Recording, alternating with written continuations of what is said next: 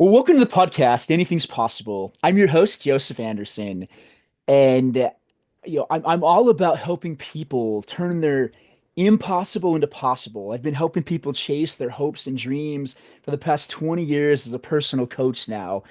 And I started this podcast because I wanted to hear the stories about other people that have done extraordinary things that I look at and I'm like, how did you do that? And I want to hear the stories behind the success. And so today, I have the wonderful pleasure to have my friend Jennie Godfrey on. Now, Jennie Godfrey is a number one Sunday Times bestseller in the UK. And that just fascinates me. So, do you have anything you want to say to introduce yourself at all? Well, first of all, thank you for having me on, Joseph. And I'm really pleased to be able to talk about my story because I find the process of my becoming an author really interesting, even though it's my story, because it has some universal truths in it, I think. So I'm just really pleased to be here. Before I was a Sunday Times bestselling author, that still freaks me out, by the way. But before that, Wait. I worked, What do you mean that? What do you mean that freaks you out? well, because I still sort of can't get my head around the fact that my life has done a total 180 in the last 5 years. And 5 years ago, I didn't even have the notion of doing this in any way, shape, or form. So it's still a shock to me that I'm saying this and that I'm on this podcast to talk about this. But before I did that, I worked in the personal development field for a long Hold on. time. I just want to point something out because I think this is really important. If you guys are listening to this and you guys hear this, a person that is literally a number one Sunday Times bestseller still doesn't believe they're a number one best Sunday Times bestseller, and it's okay. Like Yeah. we worry so much about all the noise and garbage in our head, and it's like, you know, but I just think that's so fascinating because we just get so in our heads, and so many people are so much more worried about working on their beliefs instead of working on their project. And so I just had to point that out that you're like, it literally says you're a number one Sunday Times bestseller with a crazy amount of books sold. And it's like, yeah, it's okay that you're still like, I still don't get it. I still don't get my head around it. It's okay, guys. You don't have to get it. You just put in the work, and believe it or not, you get where you want to be. Okay, sorry. You carry on about how you moved over from corporate and stuff. So I actually used to work in the personal development field in the corporate world. I was a HR director of a FTSE 100 company, and my job or my career for a very long time was my reason for living. It was my purpose, and I really loved it until I didn't anymore. And I mean, I suppose people might call it a midlife crisis. I don't really know. I started to feel as though I wanted to do something different. And actually, in truth, I don't know why I'm sort of circling around this, but I had a terrible depression and anxiety and became quite sick. And I was signed off work for a year. And during that year, did a lot of thinking about the future and what I wanted to do and what I wanted to be. And during that time, I came across a book called The Inside Out Revolution, written by our good friend, Michael Neal. And I read The Inside Out Revolution, and Michael knows this because I've told him. I read it and I thought, yeah, and like that's stuff I already know. I already know about thinking. I already know that that shapes your reality. I don't really know what's new about what he's writing about. And then maybe a month later, I realized that I wasn't sad anymore. And I realized that I wasn't anxious anymore. And I became really curious about how that had happened, how I suddenly felt so much better just from reading a book that at the time I thought, yeah, um, and I started doing a lot of reading, I started doing a lot of watching, I started to listen to a lot of podcasts, and to cut a very long story short, I'm sure you're going to ask me lots of questions about this, Joseph, but I did go back to work and I tried to carry on as before for about a couple of years, maybe longer, until one day a coach who I was working with at the time, who had trained with Michael Neal, said to me, "Are you sure you want to be doing this job anymore?" And the answer was instant, like instantaneous. And I said, "No, I don't want to be doing this anymore." And that moment, that question changed my life because within 3 months, I had taken voluntary redundancy from my job with nothing else to go to and no plan, just a feeling that I needed to trust that whatever I was going to do next would become apparent. And a few months later, it did become apparent. I decided I was going to write a novel, never having written one before, never having done any creative writing since I was at school. What happened between those 2 months? What happened between those 2 months? I let some space into my life. I went outside a lot. I walked the dog a lot. I painted. I don't really paint, but I did painting. I did a program called The Artist's Way, I swear which by is about, I swear by the artist's way. oh, I'm so glad. I'm so glad. I found it transformational, Joseph. Yeah. So I did The Artist's Way, and every time I panicked about what I was going to do with my life, I let it go and just trusted that something would come up. So speak more to that because I think that'll be really helpful for people. Well, when I left my job, and bearing in mind my career had been my whole life, and I was very reliant on the money, on the status, on it being something I was an, in quotes, expert on. I genuinely, I said to the coach that I was working with, I feel like I'm about to jump off a cliff.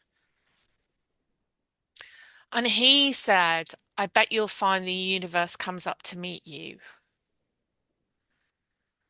And that was my experience, that even though I felt before I made the leap that it was an insane jump to make, once I'd made it, I found myself being much more present to life and believing in a benevolent universe that would provide. And it did. Had you always believed in a benevolent universe? Yes-ish. Say more to that. So I think I've always believed in a God and felt that there is more to life than this. I've always had that.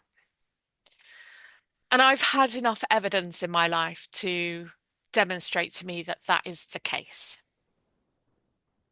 But then I've also had messages about a punishing God or a retributional God and a feeling that I was never going to be good enough and was not a good enough person to have good things happen to me. And those two things sort of coexisted at the same time, if that makes sense. And sometimes in the space of an hour. So I could believe in a benevolent universe and then 5 minutes later think I was being punished for something. So our thoughts kind of dance all over the place sometimes, huh? Sometimes, Joseph, all the time. I mean, when I get moments of peace, I'm like, oh, this is amazing. And it doesn't happen as often as you might think it would. Um, but yeah, I have always believed there's more to life than this. And I've believed in beauty and creativity. And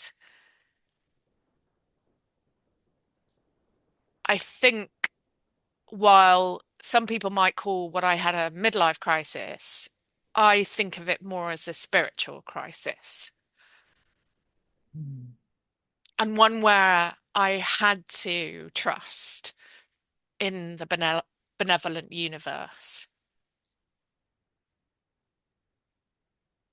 What do you recommend for anyone going through a midlife crisis or a spiritual crisis?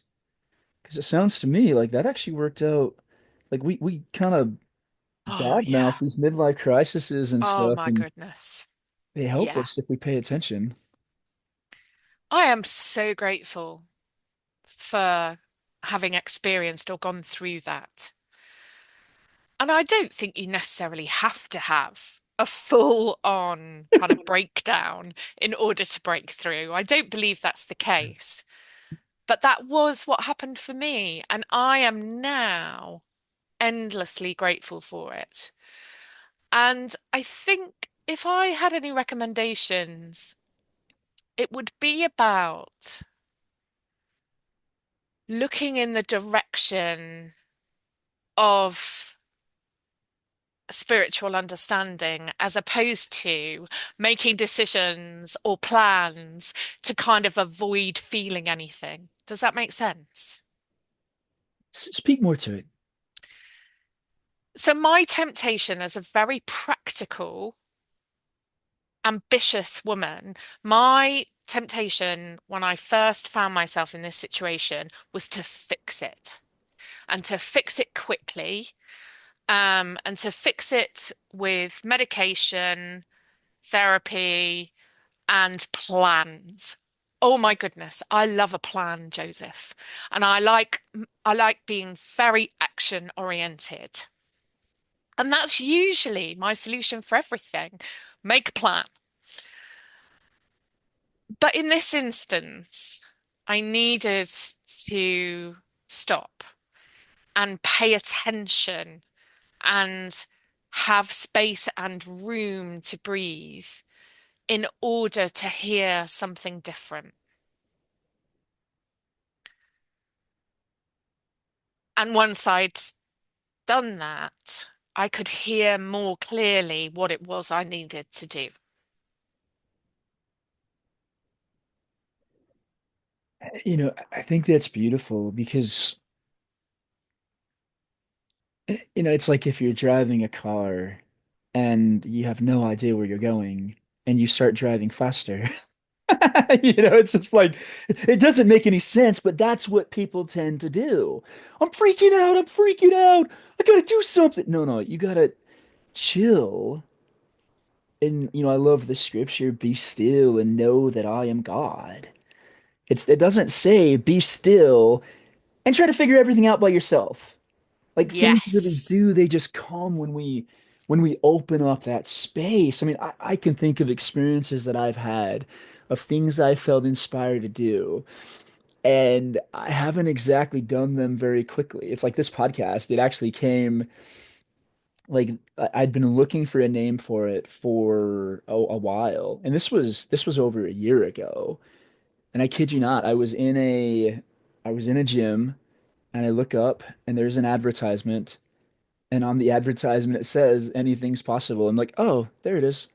I mean, it was just like it was Yes. just so matter of fact. Now it still took me over a year after that to, for whatever reason, whether it was ripening, whether it was getting ready, whether it was me getting out of my own way, but I felt so inspired to do this. And I think we do, like we have those moments, but we can't force them, you Hmm. know? They just come as like you so beautifully explained, and it's kind of like, you can't just start a fire. You got to give, and even if you put tons of logs, like you still got to give space for the fire to breathe. Yes. So what happened during that space of time? And if you don't mind me asking, and if I ask anything that's too personal, please just say so. Sure. But did you have any type of spiritual experience that just kind of, you said you gave space and then like, you start essentially started the book, but like what do you remember the moment? Because I mean, I really do. I remember that moment. I remember another moment that I have exactly where I was and was like, what? Like, what is happening? Like, why? I literally, I just kneeled down to pray one night. I was actually in my little nephew's bedroom back in the Midwest. And I still remember to this day the experience. God's like, this is what I want you to do. I'd love to say I've done that entirely. I have not. We all get caught up in our heads, myself included. So for you, if you're willing to share, was there a moment? Did it come instantaneously, almost like a flash on a camera, or did it come more like a sunrise So, or another version? well, it's a bit of both. The Cool. sunrise was realizing I wanted to write a book. And that was, I can't remember the moment. Well, actually, I sort of can, in that I thought I'm going to write a book while I wait for whatever I'm supposed to do next to come up. How cool is that? Yeah. Oh, Uh, do you think it was almost like God had to add something on for you? Be like, yeah. you're gonna do this. No, no, but just why I wait. Just why I Yeah. wait. Uh, so it makes me laugh now. Absolutely. And what was funny about it as well is I got my very corporate commercial head on it straight away. And I thought, right, what are people reading at the moment? They're reading psychological thrillers. I'm going to write one of those because that way I know it will sell. And I started to write it, and it was terrible, Joseph. I'm not kidding you. It was I want, so I want to point awful. I want to point something out because I love the scrunchy face that you had even when Yeah, you're talking about it. I'm yeah, gonna write this. yeah. It was all kind of self-determined, um, coming from my head, not my heart. That's how I think about it now. And so I shelved it because I realized quite early on that it was terrible. And I went for a walk one day with the dog and was I had all kinds of ideas swirling around my head. And it was a beautiful spring day in the Somerset countryside, which is where I live in the UK. And I was just enjoying the space and the freedom and my dog. And the idea for the book that I wrote, and that is now a Sunday Times bestseller, was downloaded into my brain, including the title, all in one big go. And I knew straight away. This is it. This is going to change my life. I had goosebumps at the time, knowing this is it. And I ran home and got home and just got paper out and just tried to capture everything that I'd seen because I'd seen it almost like a speeded up movie in my mind. I knew who all the characters were. I knew what the story was. I knew what the ending was. I knew what the title was. And I just sort of tried to capture as much of it as I could on paper. And I remember at the time feeling like, okay, I've been given it now. My only job is to write this up. My only job is to write up what I've seen. And that's what I spent the next year doing. I want to point something out first about your experience. Like, guys, everybody is different, but I really find, at least for myself, that is what it feels like. I mean, it feels like, whoa, whoa, whoa, what is this? And it just feels really good. And one of the thoughts that came to me as you were talking was how we have so much noise in our heads about what we should do, what we shouldn't do, what we're supposed to do. It just gets in the way of all that other stuff. I mean, but when you gave space, I mean, I loved how you said it. You were out walking and it just came to you Yeah. because you're out doing something else. You're out like relaxing. Your mind is not trying to be scrunchy faced and be like, "Oh, I gotta get this done. I gotta write a #1 Sunday Times bestseller." It's like you just knew when it came. It was like, oh, There it is. That's what it felt like. There it is. yeah. Well, like from that point, what happened? Well, this is where, again, when I say I get freaked out, it's just, it feels like, how did that happen? But, I learned to write a novel. So I learned a whole new industry. I What do you mean when I want you to really break this down for people It's because you so you you hard. you have a very corporate mind. Yes. And what I have found in my life, you know, is the people that can have more of a corporate mind instead of making sure they feel good every moment of the day they're doing something, get a lot more done in the world. It's like we're inspired for a moment, but Oh I'm yeah. but I'm not inspired like when I'm inspired, it's like, oh yes, I need to Yeah. start lifting weights at the gym. It does not mean I wake up in the morning, oh my goodness, I get to go to the gym today. It is so wonderful. It's so amazing. I don't always feel like that. I'm like, awesome, Yeah. let's get in the work. Yeah. And so I really want you to speak a little bit to that, Yeah. to the That's work aspect that's like the days that really were not so fun, the days that were really hard, some of your biggest struggles, and really, you know, spell it out for people even slower. Because I think sometimes people are like, I'm inspired and everything was downloaded to me, and I went out and I wrote this in a day. Yeah, no, you're absolutely right. That's so insightful, Joseph, because actually, I didn't know the first thing about writing a novel, really. I was a voracious reader, always have been, always will be. So I knew what storytelling looked like and what great storytelling looked like. But I had to learn a trade almost. So I actually invested some money in going on a course with a Was that at the uh very beginning? You invested money in going onto a course? yeah. So you I just went mean, for it. yeah, because because again, I suppose I am a combination of very inspired and one would hope spiritual and very practical and very corporate and have a really strong work ethic.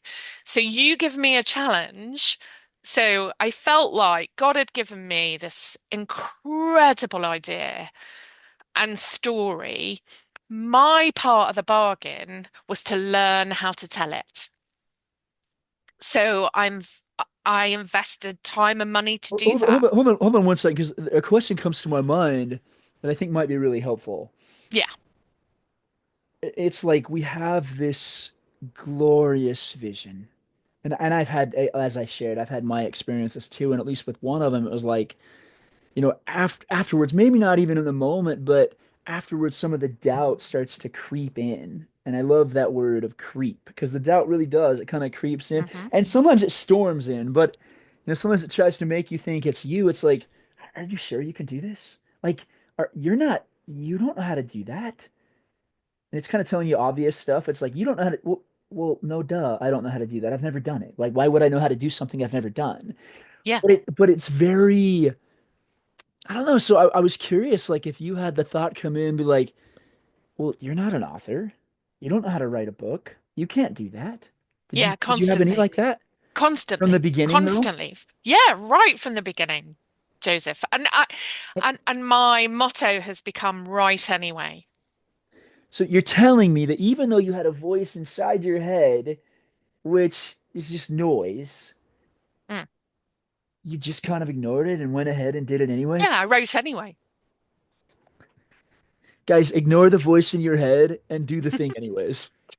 Do you know what I think really helped actually? And this is very, I suppose, again, it's quite practical, but um, I have run a couple of marathons, and I am Really? not in any way, shape, or form built like an athlete. I've never been athletic in any way, shape, or form. I didn't even start running until I was in my early 40s, and I ran a marathon anyway. And Wow. that gave me, I mean, that was such a gift to me. What it gave me was a realization that it really didn't matter what I thought, but that I could achieve the thing anyway. And running a marathon, running a marathon is very similar to writing a novel. I mean, it genuinely is, Joseph, because you go through all the emotions and you keep going anyway. And I think that did really help me, knowing that even though I had no idea how to run a marathon, I've run two. So if I can do that, and I'm not in any, like I said, a natural athlete, I am a natural reader and writer in the sense that I'd always like written very boring corporate reports, but I can write. So I felt like I had a head start. I'm still blown away. No, no offense that you ran a marathon because that just really surprises me. That's amazing. Like Yeah, I know, it's insane. Running the New York Marathon was the best day of my life. you ran the New York Yeah, Marathon? I did run the New York Marathon in 2014, maybe. Yeah, best day of my life. So yeah. How did you prepare to run a marathon? I know that's definitely off topic, but I'm just really curious because I think there's stuff that's just become ingrained almost in your DNA that I think might be helpful for people to hear.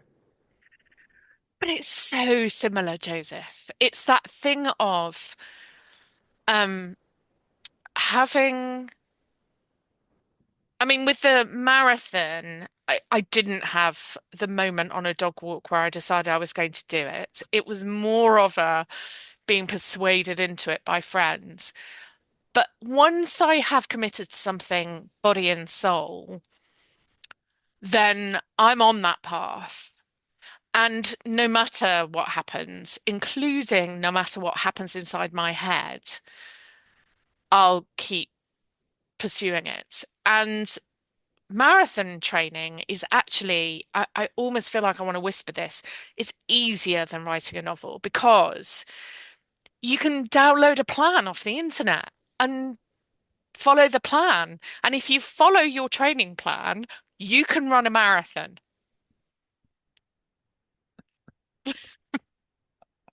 Genuinely. So if you follow the plan that other people have laid out for you Yeah. for a marathon, it actually works. Yeah, totally.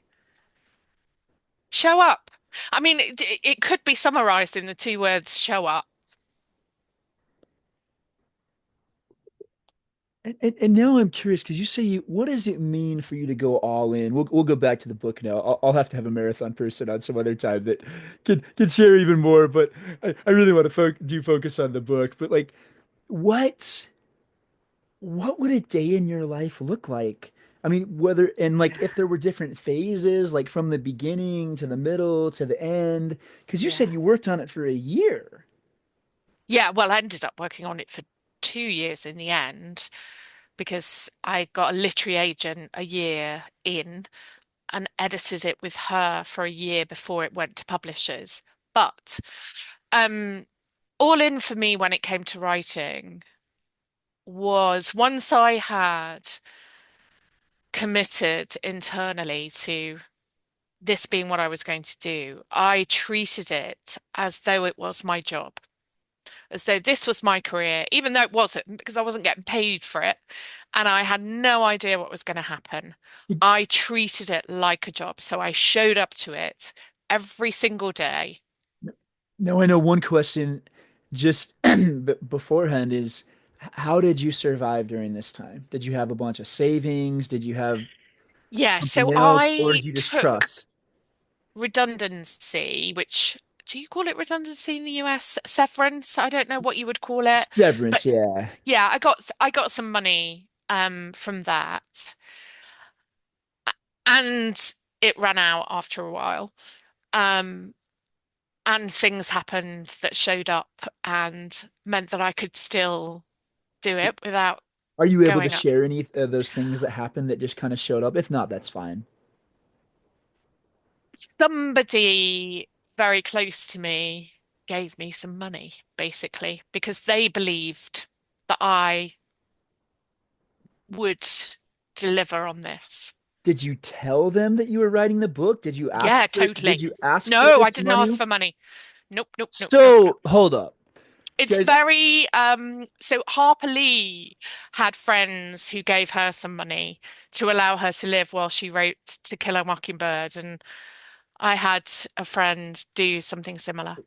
hold on. We just we have to point out this miracle. Guys, Yes. so what happens to all of us, and this myself included, is we have these experiences where like, I'm not gonna survive. I'm gonna Yeah. die. I'm not gonna have enough money. And she went forward anyways. And I'm guessing when that severance was starting to run out, your redundancy was starting to run out. I'm guessing, were you a little bit worried, or were you just like, Yeah. Big time. or were you just trusting in Nope. God and saying He's got this, or were you Nope. worried? Really worried. I had started applying for jobs back in the corporate world, very half-heartedly, admittedly, but I had started applying for jobs, More out of fear than desire, right? 100%. Oh my goodness. I had no How much desire. time did you waste doing that? Um, Not loads, to be honest. Yeah, because you said it was half-hearted, but Yeah, not loads. what about mental energy? How much Yeah, mental mental energy energy. did There you was a lot waste? of, there was time spent worrying about my future for sure. Yeah. Although it was already taken care of. Yes. You know, Yeah. there's a quote that I love by Sid Banks. Sid Banks is a Scottish mystic, guys, that you guys can look up more of him online, but he created this understanding that is called the three principles that is amazing, that you can hear much more about on my other podcast, Happy and Single. And you can find tons out online, more than I could share with you in this moment. But he basically said every insight comes with its own packet, which Yeah. means if you have an insight, if you have an inspiration to do something, the provisions will be provided for. Yeah. And it's really cool because there's another scripture that I like. I happen to be a member of the Church of Jesus Christ of Latter-day Saints. And in the Book of Mormon, there's a scripture that says, the Lord will provide. I, the Lord, will not give a commandment save I provide a way. And I just think that's so cool, especially when like two different traditions cross. And it's just like, whoa, I guess there's a universal truth here. I guess it's a Yeah. universal truth. And And so, guys, what if you could just go forward relentlessly towards what you wanted? And as long as it felt good, knowing that you would be provided for, knowing that you would be taken care of, how much mental energy would we stop wasting? Yes. That's so, I mean, this is awesome. This is so beautiful. So, okay, so a miracle happened. You had some person that you just shared with them. Had you shared with them about your financial worries or anything, or just, Not until quite late on, um, I shared that I was worried and I was running out of money. Um, yeah.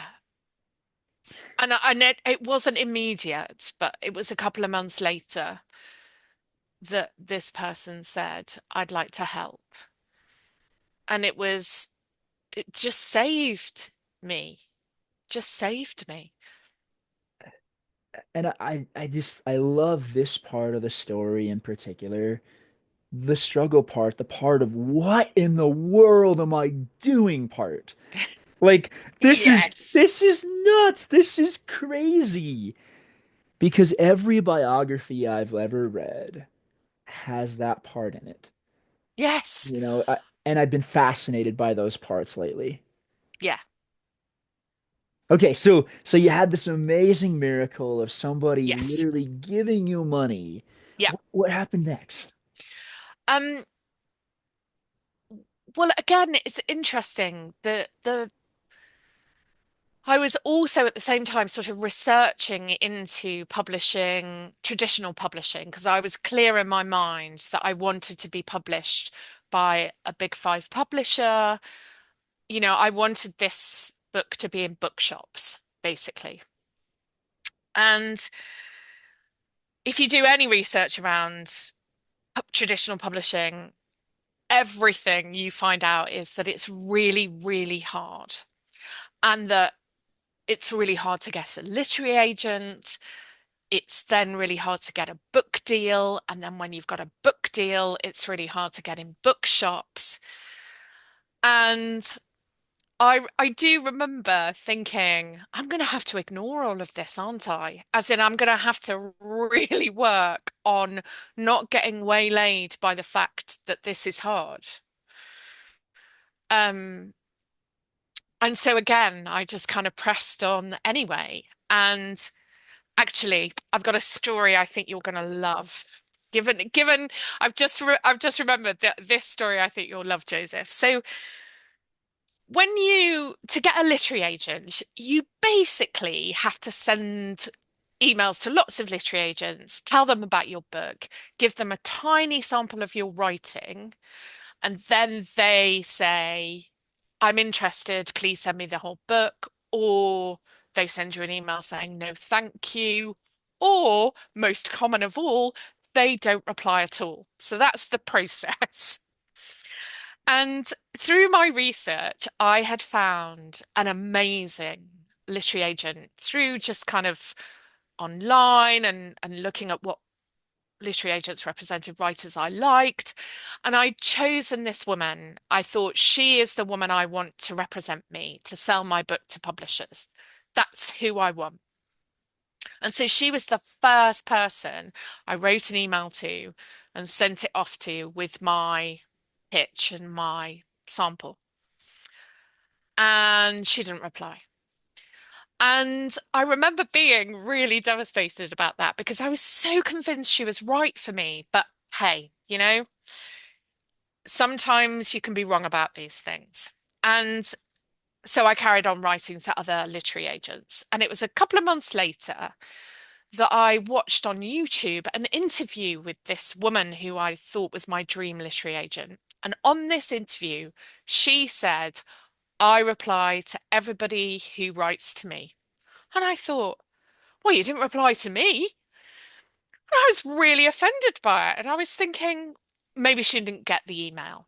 Should I send it to her again? And then I thought, no, if it's meant to happen, it will happen. 3 weeks later, I got an email from her directly saying, somebody has just shown me your work. I am really interested in your book. Can you send it to me? And it turned out that in between my sending her the email and then she had changed literary agencies and it hadn't gone through to her. And it also turned out that somebody independently of me and her had shown her this sample of my work. It was from the writing course I went on, and she really liked it.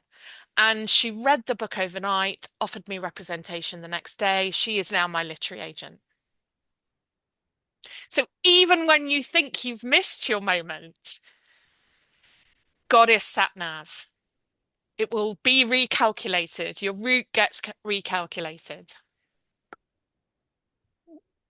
Your jaw is on the floor, Joseph. I think my jaw's even further through the floor. Like that is amazing. Isn't it cool? I, it is.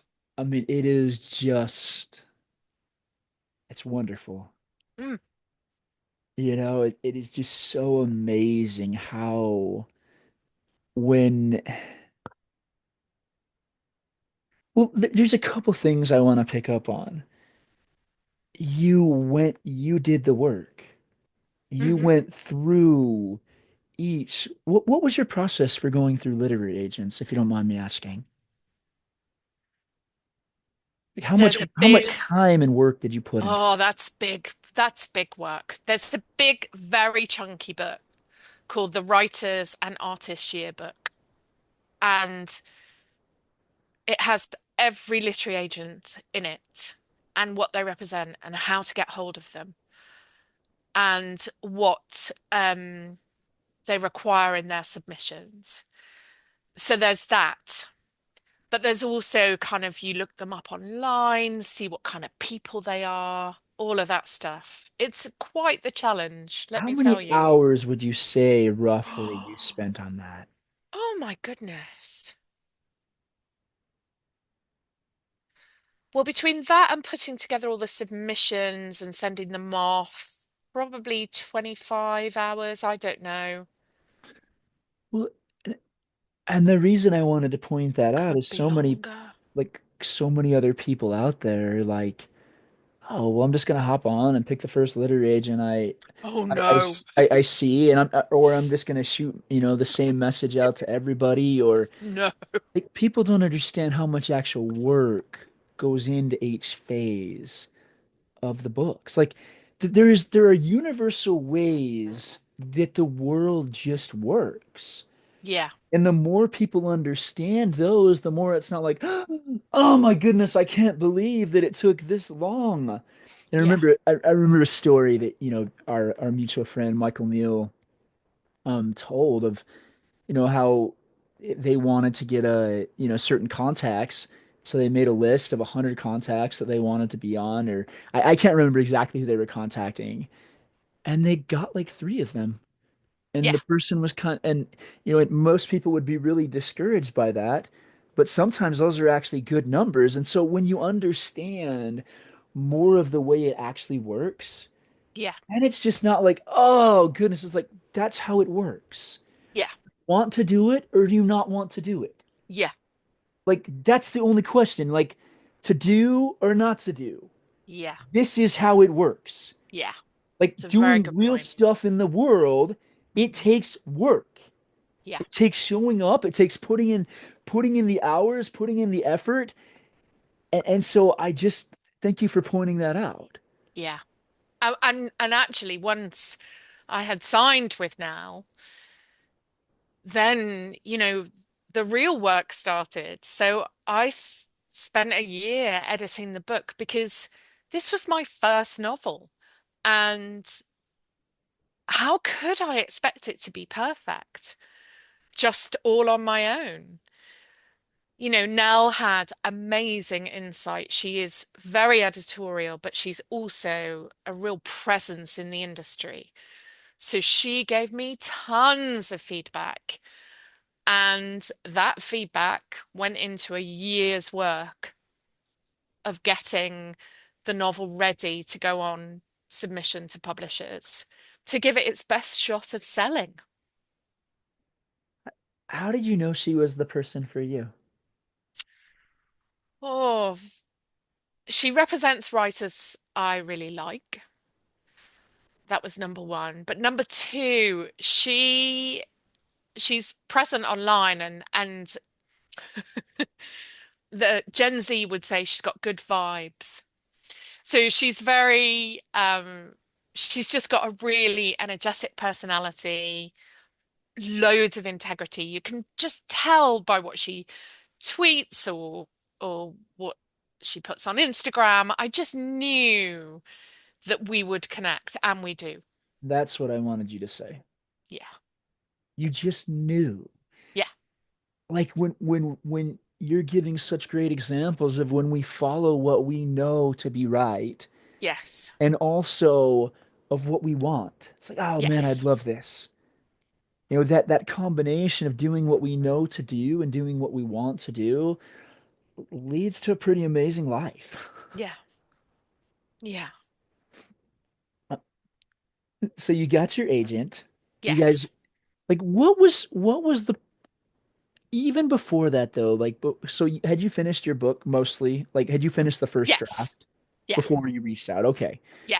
What was it like even writing the first draft? I mean, tell me about some of the biggest struggles that you had even writing that and how Um, you overcame them. Unsurprisingly, I guess, Joseph, the biggest struggles were in my mind. Speak more to that because I think that's for most people. I mean, Yeah. there is no real struggle in the work. I'm either doing the No, work or I'm not doing the work, right? yes, Like it's so you can't true. do both.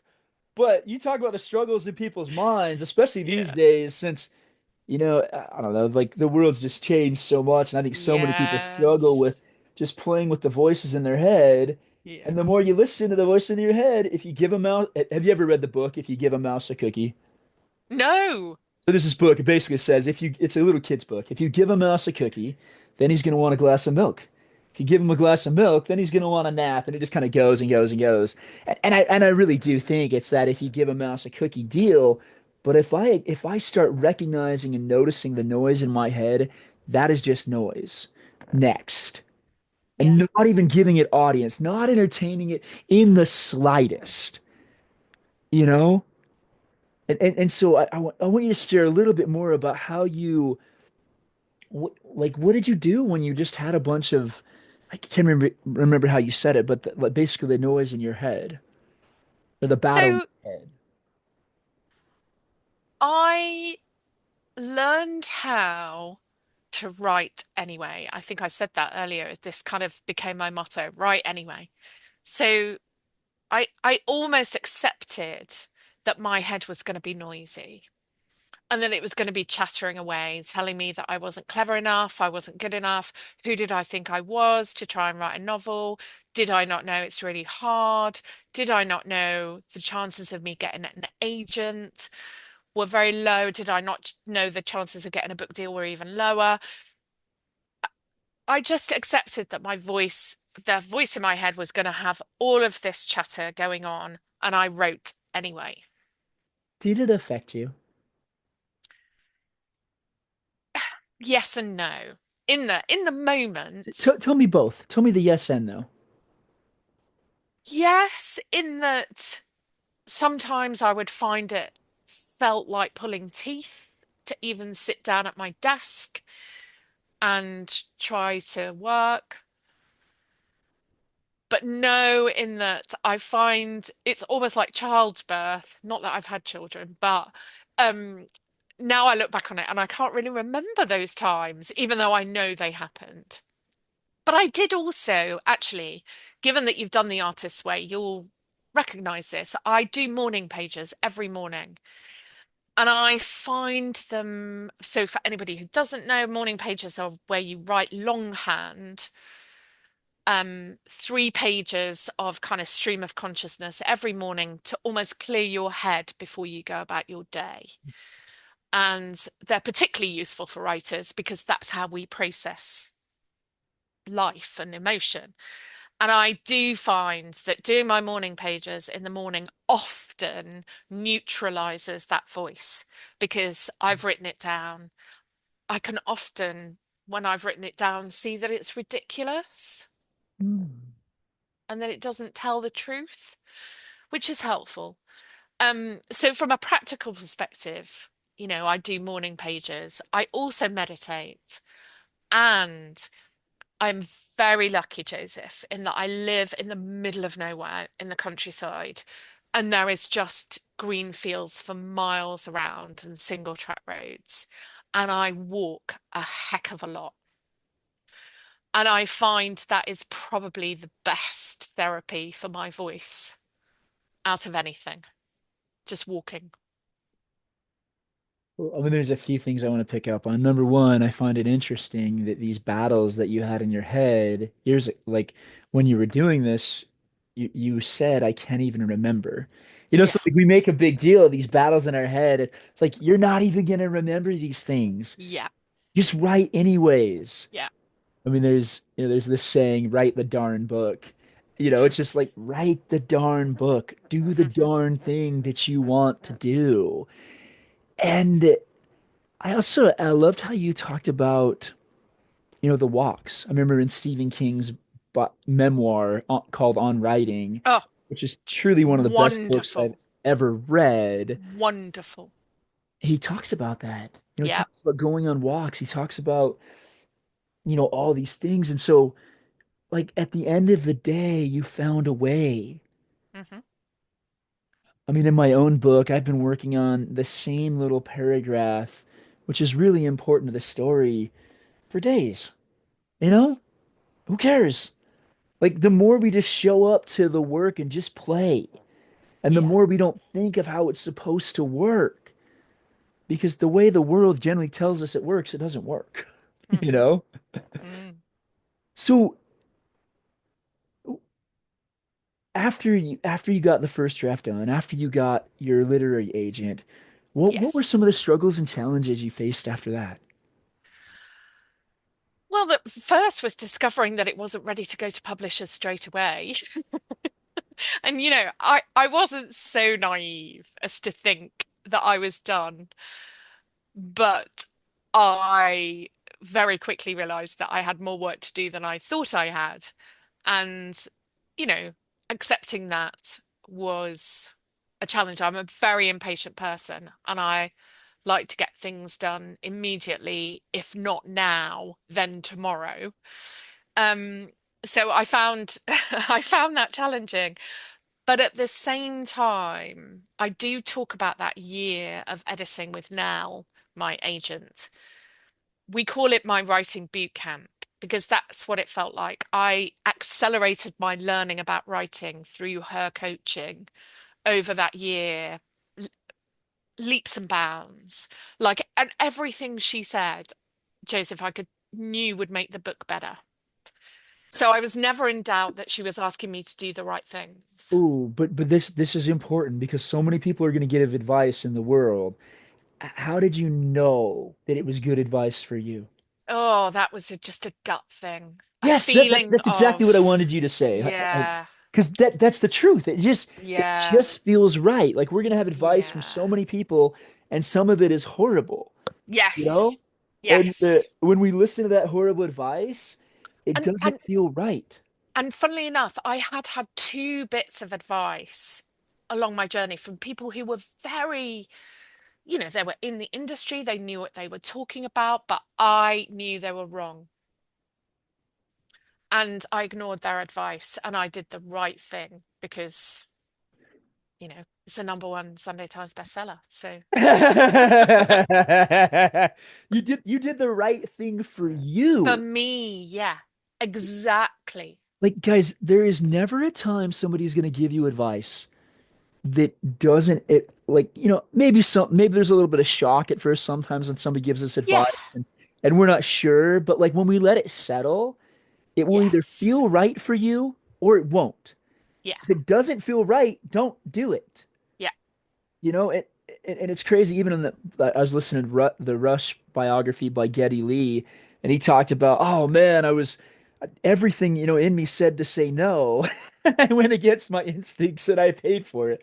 It doesn't matter what we believe in. It doesn't matter, like, these are universal truths. Yeah. I mean, one of my favorite names for the Holy Ghost is the Spirit of Truth. Mm. Why? Because only the Spirit, like, when it tells us and it resonates something with us, it's like, yes, this is for you. It's like, it feels good, you know? I mean, Yeah. so if something feels good, as I've said many times, God made it so easy. He knew the world was going to be hard. He knew there'd be noise. If it's good for you, it'll feel good. If it's not, it won't. You don't have to sit much time thinking about it. You don't have to understand why. You don't have to dance with the noises in your head, you know? And so that is so beautiful. So take us from there to the time the book actually got published then. So you spent a year editing. Yes. And once it was ready, and I knew it was ready when I sent it to Nell the final time. I knew in my heart, I was like, this is it. She's going to say it's ready. And she did. Again, all instinct. Guys, are But you we, guys paying attention and hearing how important instinct and gut oh, feel and good yeah. feelings are? Okay, go ahead. Yeah. Let's just drum that home. Right? That's And, everything, guys. That's everything. and my agent, so we'd planned when it was going to go to publishers. And Nell had talked to me about the process it can take a week, it can take a month, it can take a year for editors to even read a submission because of course they've got hundreds of literary agents sending them submissions all the time. So she really managed my expectations that this was going to take a while. And on the day that she sent the email to editors, it was 8:30 in the morning. She sent me the email and said, I've sent it out to editors. This is who it's gone to. And it was kind of people at Penguin, HarperCollins, Pan Macmillan, you know, that's who it's gone to. And now we wait. And so I thought, great, okay, we'll wait. And it so happened that my mum wasn't very well. So I drove up to where she lives to go to the hospital. She is fine now, but it's a drama at the time. But I never thought to say to Nell, my mum's ill, I'm going to a hospital now, because we had already talked about the fact that the process takes months. And I was driving back from the hospital to my mum's house on that day. So it was about 4 o'clock in the afternoon. The sun was shining, and Nell's name flashed up on my phone. So I answered the phone and she said, Jenny, are you driving? And I said, yes. She said, can you pull over? And I was like, okay. And I pulled over and she said, Jenny, it is 8.5 hours after the book went out, and you've had your first offer. And the next 48 hours was a surreal flurry of offers, counter offers, people offering to drive to where I was to sell themselves to me, to want to be my publisher. I mean, it was insane. It was insane. But again, I knew the second, so I did have a few calls with various editors, and the moment I connected with Venetia, who is my editor at Penguin, I knew she was the one. I knew the second we spoke to each other that we were gonna work together brilliantly, and I said yes, and she is the person that I then worked with. But again, Joseph, it's not instant then. It was another year and a half before the book was published because there's a whole process you have to go through from cover design to final edits and typesetting to, especially with a book like mine, because I'm an unknown author and I'm not a celebrity, my publishers spent a She year was she basically was building an buzz. unknown author. She was. I was, yeah, She I is the was an number unknown one author. Sunday Times bestseller now. but they create buzz. There's a whole campaign that goes into launching a new author in the world. Um, and so it was a year and a half then before it was published on the 16th of February, 2024. What was that day like for you when your Oh, book I was can published barely last remember year? it. It was genuinely, I felt like I was so filled with adrenaline. And I was like recording a podcast that day. I had a big party in London. Had a photo shoot. I mean, it was just insane. And I probably should say as well that really sadly, my dad died 11 days before the book was published. Ah, And so I was in the kind of I'm so maelstrom sorry. of grief and sort of doing two things at once, celebrating my book and being desperately sad that my dad wasn't there. And yeah, there was a lot going on that day. I'm just really glad I got a photographer to take photos of it all because that's how I remember that it happened. Yeah, it was mad.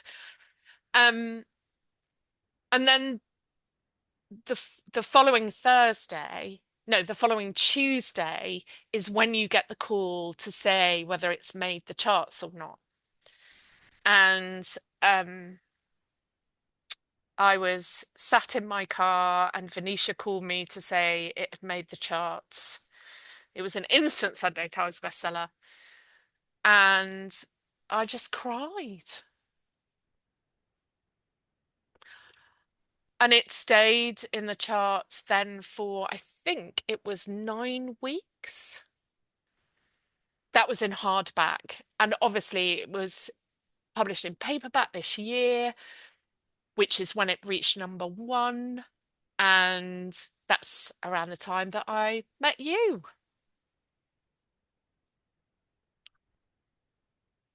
And my life has changed. I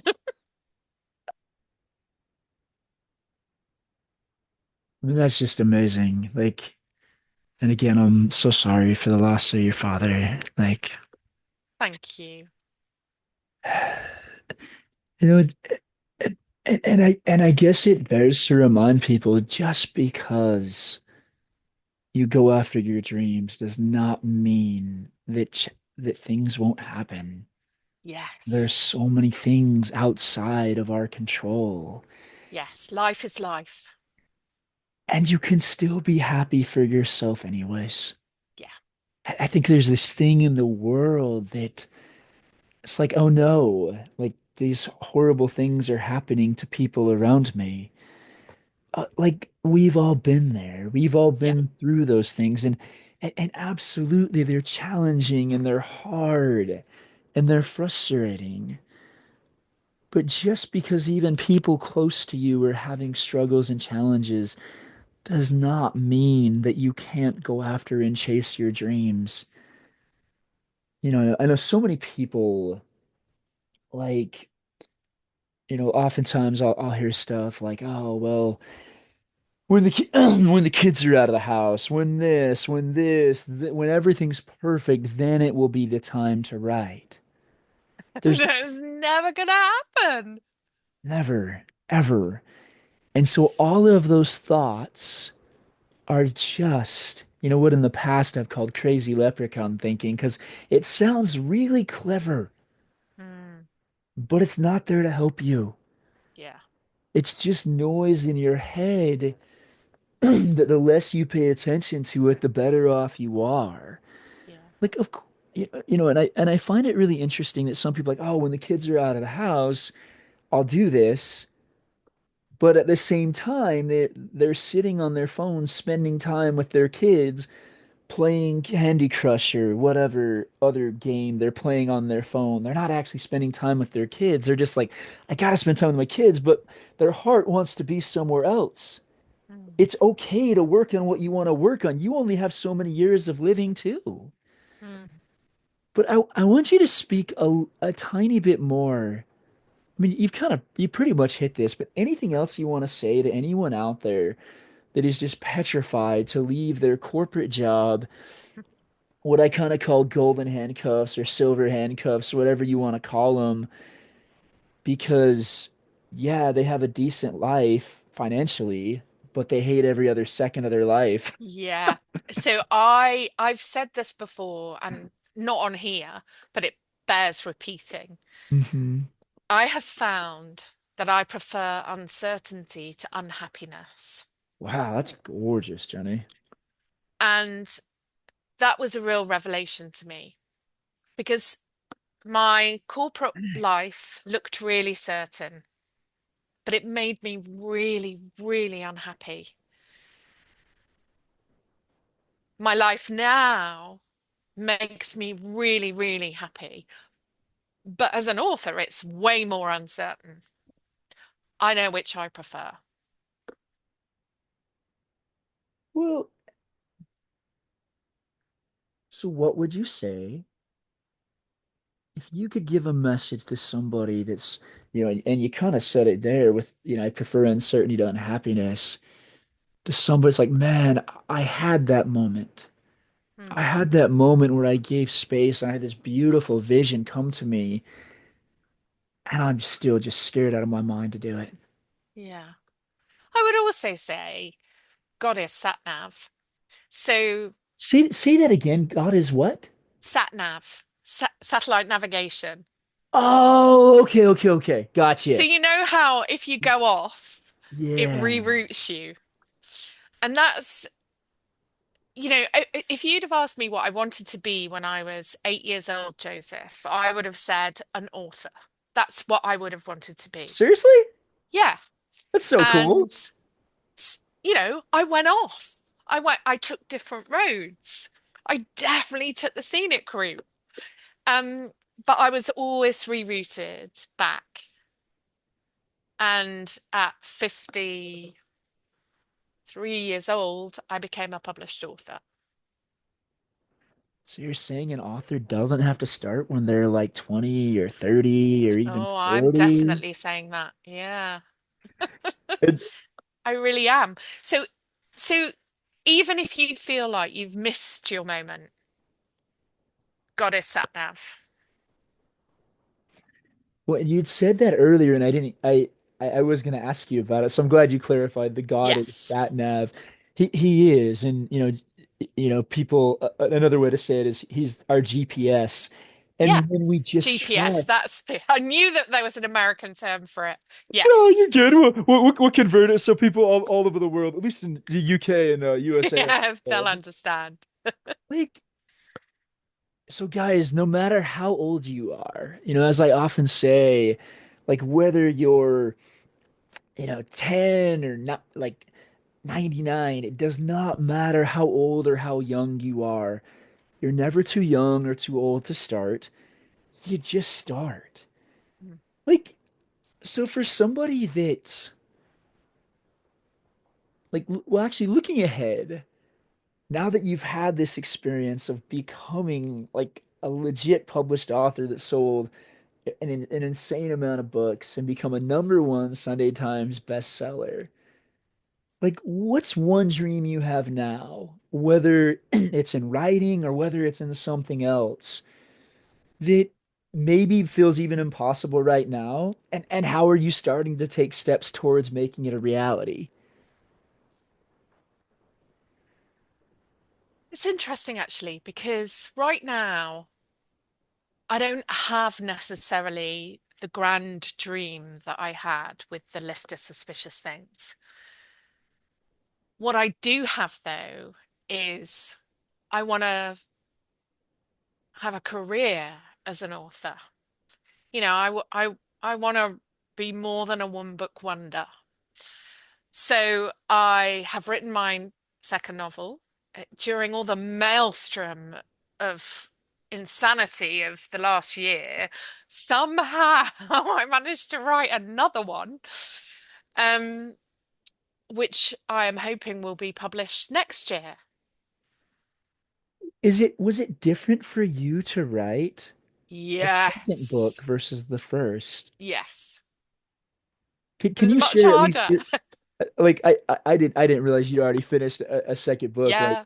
did Yeah. you share a little bit to that experience? I know we probably don't have as much time to go into No. every detail, but can you give an overall like how that was different than the first? Well, it was different to the first because, I knew Penguin were gonna want to publish it. So I didn't have all of that going on. But what I did have going on is the fact that people had loved the first one and that it was a Sunday Times bestseller. And what if I disappoint them? What if I can't do it again? What if that was a one-off? What if it was a fluke? So you're telling me that the voice in our head doesn't ever go away, it just Oh, changes never. it just changes what it's telling us? It's like I Absolutely. know you had a best-selling book before, but you can't do it again.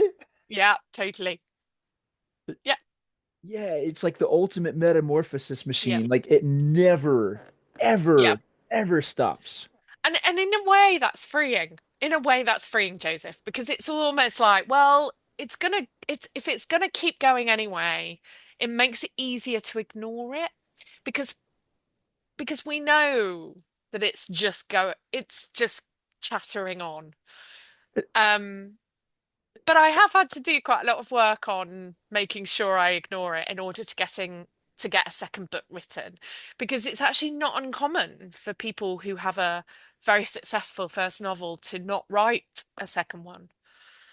Um, and I was determined that that wasn't going to be my story, that I wasn't going to be that person. Have you ever seen the Christmas movie Home Alone? Yes, I love the scene in there where, at first the furnace really scares him, and finally he walks in, he's like, ah, shut up. yes, And that's kind of yes. how I look at the voice in our head. For Yeah. me, the worst is when it tries to pretend it's the voice of God. Yeah. It's like, Joseph, are you sure this is the right thing that God wants you to do? And it's like, I mean, I kind of had these really awesome experiences, but now that you say so, maybe not. Like Yeah. so.